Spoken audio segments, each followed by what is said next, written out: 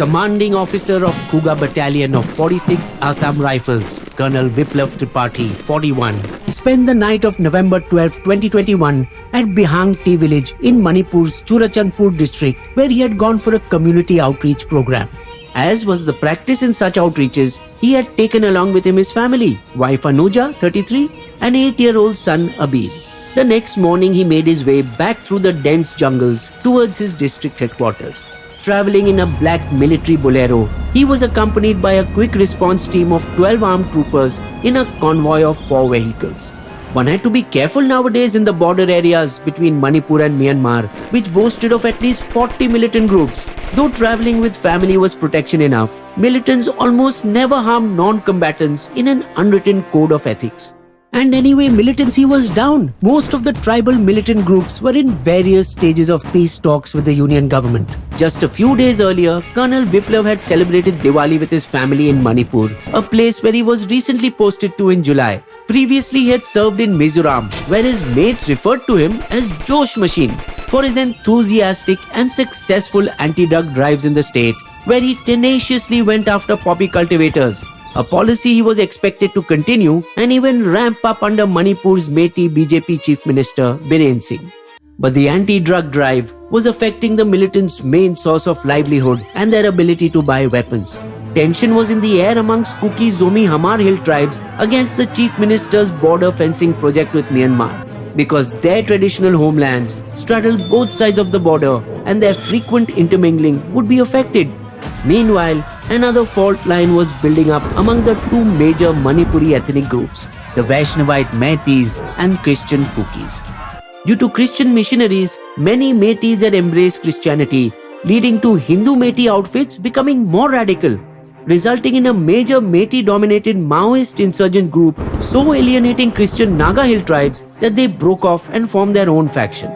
Meanwhile, Kukis were coming into Imphal Valley, seeking jobs and owning property, but the hills were out of bounds for the Meiteis because it was constitutionally protected. So while outwardly peace had returned to Manipur, there was an undercurrent building up beneath the surface. Colonel Viplav was still 65 kilometers from his district headquarters of Churachandpur when the first IED exploded. A series of explosions took place in the front, center and rear of the convoy, leaving large craters on the motorable road and cutting off escape routes. With the team trapped, the militants then came out of the bushes outside Second village and shot the victims. 4 more personnel of the paramilitary force perished in the ambush and another 6 were grievously injured. The November 2021 attack on Colonel Viplav can be seen as the starting point of yet another chapter of violence in the tumultuous history of Manipur. Part of the violence is a direct result of the British colonial era policy of making hill tribes a strategic buffer between British India and Burma.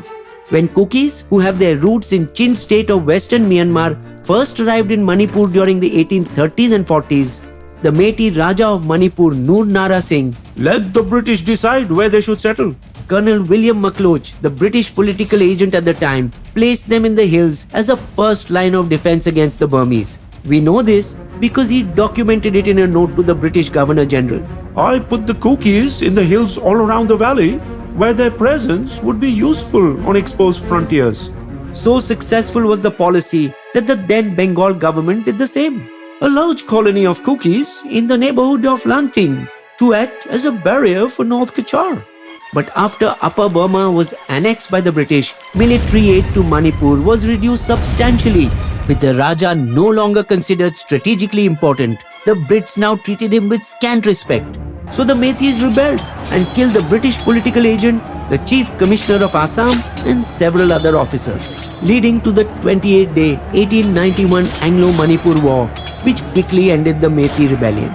Later, the British Parliament heatedly debated of what to do with the Kuki tribes. They must be administered directly by us. No, they must continue to be ruled via Manipur like before.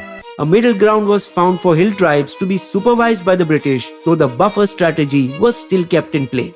Thus, the division between the people of the hills and people of the plains was another divide and rule policy of the British that troubles us to this day. When India got independence, it only removed the royal family from the equation. But the division continued as part of its security approach to border areas. much like the logic that India then used on the China frontier, letting the border areas remain untouched and unconnected, believing that even if the Chinese were to roll in, they couldn't get any further, as there were no roads or bridges and the terrain acted like a natural defense. Thus, the autonomy of the hill areas in Manipur were reinforced through Article 371C, like Kashmir's now repealed Article 370. While full statehood was granted to Manipur in 1972, hill tribes were only given representation in the cabinet. Without development and jobs, the youth took to illegal but profitable smuggling of drugs and weapons, supporting the many insurgency groups fighting both the Indian government and the Burmese junta and each other. India eventually brought insurgency under control through military operations, followed up by peace agreements. As stability returned to the region, Delhi withdrew the much dreaded Afspa in the northeast and in 19 police jurisdictions of Manipur. Democracy began to take root, attracting the newer generation of Kukis to gravitate towards the Imphal Valley to take jobs. However, things changed abruptly on the last day of Jan 2021 when Aung San Suu Kyi's democratically elected government was overthrown in Myanmar. Refugees and soon armed resistance groups flowed into Manipur from across its porous borders, leading to a huge rise in poppy cultivation. 15,000 acres in the hills are devoted to this endeavor, according to Manipur's chief minister, ignoring ties of kinship they had with hill tribes. The majority-obsessed BJP government then declared fleeing Zo tribes as illegal immigrants, insisted on NRC to determine foreigners in the Kuki-dominated hill districts, reserved as forests large swaths of Kuki-Zomi MLAs lands, leaving the nomadic tribes' traditional areas as out of bounds and severely disrupting their livelihoods. Then the Meitei-dominated Manipur Assembly in March 2023 withdrew the suspension of operations against the two major armed Kuki and Zomi entities, leading to such a severe loss of confidence in the Biren Singh government that even BJP Kuki MLAs demanded that Kuki hill areas be protected under the 6th schedule. Into this cauldron, the Manipur High Court removed the last existing safeguard for the hill tribes. I hereby recommend the inclusion of the Meitei community in the scheduled tribes list. All hell broke loose once the order was made public on April 19, and both sides have their grouses, which we won't go into as there is already so much written about in the media. The challenge for Delhi now is to break this constant cycle of violence that has been going on in Manipur among hill tribes and locals even before the BJP came to power.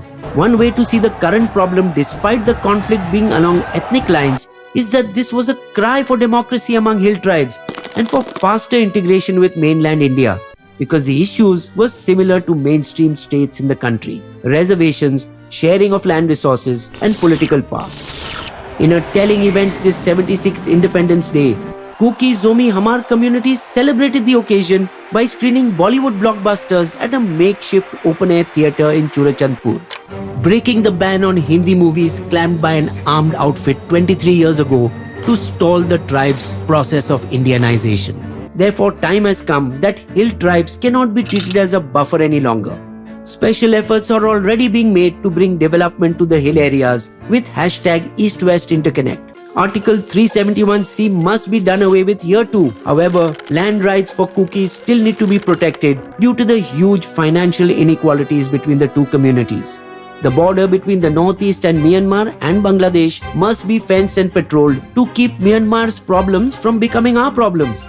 The Kukis also have a significant presence in Mizoram, Arunachal, Meghalaya and northern Bangladesh, and the government must make sure that the fires of Manipur should not spread elsewhere, as they already had to an extent in Mizoram, so that the life of Colonel Viplav and his family and that of all the people who died in this violence should not go in vain. Bisbo's Limerick. In Manipur state, the fires still burn. Hill tribes and locals, a process in churn. For both it's their home, part of their genome. Live and let live is the lesson we learn. You will also find these sources listed in our video description section.